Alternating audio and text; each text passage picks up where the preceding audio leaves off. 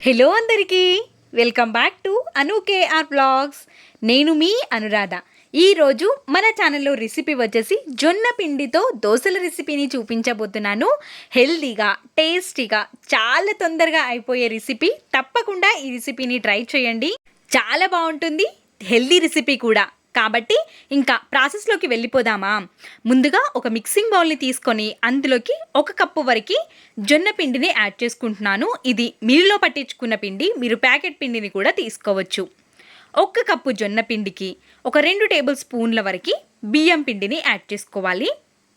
ఒక చిన్న సైజు ఆనియన్ని వీలైనంత సన్నగా ముక్కల్లాగా కట్ చేసుకొని తీసుకోవాలి. గుప్పెడు కొత్తిమీర తరుగు, ఒక రెబ్బ వరకు కరివేపాకు తరుగు, ఒక 2 క్యారెట్లని సన్నగా తురుముకొని తీసుకోవాలి. ఒక 2 పచ్చిమిర్చి తరుగు, ఒక హాఫ్ టేబుల్ స్పూన్ వరకు జీలకర్ర, చివరిగా రుచికి సరిపడా ఉప్పుని యాడ్ చేసుకోవాలి. ఉప్పుని ముందుగా కొంచెమే యాడ్ చేసుకోవాలి, తర్వాత టేస్ట్ చూసి ఇంకా కొంచెం యాడ్ చేసుకోవచ్చు. ముందుగా వీటన్నిటిని విస్కర్తో మొత్తం కలిసిపోయే విధంగా కలుపుకోవాలి.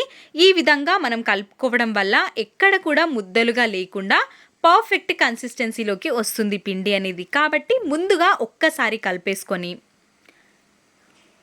మొత్తం ఇందులోకి 3 కప్పుల వరకు వాటర్ పడతాయి. కానీ ఒకేసారి యాడ్ చేయకుండా ముందుగా 1 కప్పు వాటర్ని వేసి మంచిగా విస్కర్తో కలిపేసుకొని ఇంకొక కప్పు వరకు వాటర్ని యాడ్ చేసుకోవాలి. తర్వాత మొత్తం ఇంకొకసారి కలిపేసుకొని మూతని కవర్ చేసి ఒక 5 నుండి 10 నిమిషాల పాటు పక్కన ఉంచాలి. 5 నిమిషాల తర్వాత తెరిచి చూస్తున్నాను, చూసేయండి. ఇప్పుడు ఇందులోకి ఒక హాఫ్ టేబుల్ స్పూన్ వరకు చక్కెరని యాడ్ చేసుకొని కలుపుకోవాలి. పిండి కొంచెం చిక్కబడింది కాబట్టి ఇంకొక కప్పు వరకు వాటర్ని యాడ్ చేసుకొని చక్కెర కరిగిపోయేంత వరకు పక్కన ఉంచుకోవాలి. చక్కెర కరిగిపోయిన తర్వాత ఇంకా దోశలు వేసుకోవడమే. స్టవ్ పైకి ప్యాన్ పెట్టేసుకొని ప్యాన్లోకి ఒక 1 టేబుల్ స్పూన్ వరకు ఆయిల్ వేసుకొని టిష్యూతో కానీ కాటన్ క్లాత్తో కానీ క్లీన్ చేసేసుకొని పల్చగా దోశల్లాగా వేసేసుకోవడమే.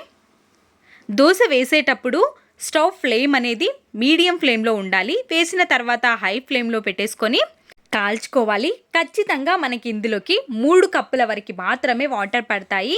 పల్చగా ఉండాలి పిండి కన్సిస్టెన్సీ అనేది. దోశలు వేస్తున్న ప్రతిసారి పిండిని కలుపుతూ వేసుకోవాలి, అప్పుడే పర్ఫెక్ట్గా వస్తుంది. దోశ వేసిన తర్వాత అన్ని సైడ్స్ ఈ విధంగా ప్యాన్ని టర్న్ చేస్తూ కాల్చుకోవాలి. పైనుంచి కూడా ఇంకొక స్పూన్ వరకు ఆయిల్ని యాడ్ చేసుకోవాలి. కార్నర్స్కి వేసుకుంటే చాలా తొందరగా ప్యాన్ నుండి సపరేట్ అయిపోతుంది దోశ. మంచిగా ఎర్రగా కాలిన తర్వాత దోశని ఇంకొక సైడ్ టర్న్ చేసుకొని కాల్చుకోవడమే. పల్చగా వేసాము కాబట్టి ఇంకొక సైడ్ టర్న్ చేయాల్సిన అవసరం కూడా లేదు. కానీ ఎక్కడైనా కొంచెం పచ్చిగా ఉన్నా కాలుతుందని ఇంకొక సైడ్ టర్న్ చేశాను. మనం చక్కెర ఒక హాఫ్ స్పూన్ వేయడం వల్ల మంచి రంగు అనేది వస్తుంది దోశకి. స్వీట్నెస్ అనేది అంతగా తెలీదు మనకి. కాబట్టి అన్నిటినీ ఇదే విధంగా దోశల్ని వేసేసుకోవాలి. చూస్తున్నారు కదా ఎంత పర్ఫెక్ట్గా వచ్చిందో దోశ అనేది. కరకరలాడుతూ చాలా చాలా బాగుంటుంది. ఇంకా మిగతా దోశని కూడా అదే విధంగా ప్యాన్ మరీ వేడిగా లేకుండా చూసుకోవాలి. ఈ విధంగా అన్ని దోశల్ని వేసేసుకొని వేడి వేడిగా సర్వ్ చేసేసుకోవడమే. ఈ దోశకి కొబ్బరి చట్నీ కానీ టమాటో చట్నీ కానీ ఉంటే బాగుంటుంది. ఇంకా వేడి వేడిగా తిన్నామంటే టేస్ట్ మాత్రం చాలా చాలా బాగుంటుంది. హెల్తీ రెసిపీ కాబట్టి తప్పకుండా ట్రై చేయండి. మీకు ఎలా కుదిరిందో మీ వాల్యుబుల్ ఫీడ్బ్యాక్ని కమెంట్ సెక్షన్లో తెలియచేయండి.